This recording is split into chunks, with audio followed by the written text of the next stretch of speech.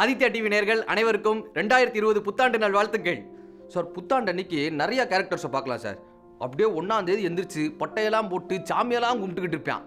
ஆனால் அவனையே முத நாள் டிசம்பர் 31 பார்த்தீங்கன்னா இவனாடா அது அப்படின்ற மாதிரி இருக்கும். ஏன்னா அது நல்ல வாய், இது நார வாயின்னு வடிவேலன் சொன்னார்ல, அந்த கேரக்டர்லேயே இருப்பாங்க. ஈசிஆர் ரோட்டுக்கு போயிட்டு நல்லபடியாக நம்ம வீட்டுக்கு திரும்பிட்டோம்னா 7 ஜென்மத்துக்கு நம்ம புண்ணியம் பண்ணியிருக்கோம்னு அர்த்தங்க. ஏன்னா நம்ம பாட்டு வண்டியில் போயிட்டு இருப்போம், பக்கத்துலேருந்து ஒருத்தர் வருவான், wish you happy new year.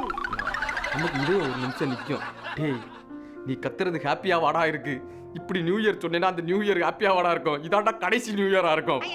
திடீர்னு பார்க்குறேங்க ஒரு பக்கம் நெருப்பா பறக்குது.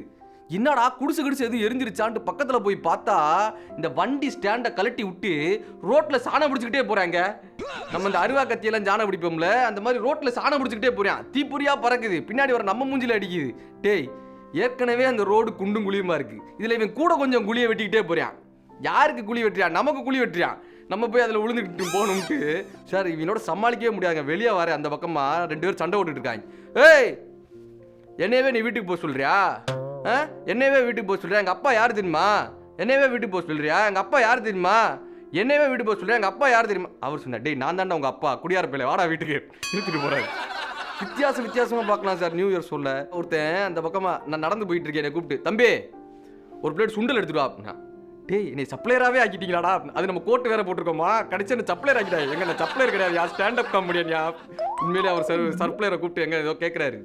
அவர் வந்தார், வந்தவரை கூப்பிட்டு, ஏய் ஏசியை போடு. அவர் பாட்டு போயிட்டாரு. திரும்ப, தம்பி ஏசி அமுத்து. அப்புறம் இன்னும் கொஞ்சம் நேரம் ஏசியை போடு, ஏசி அமுத்து. அவரும் கோவப்படாமல் போனாருங்க. எனக்கு ஆச்சரியமாக இருந்துச்சு.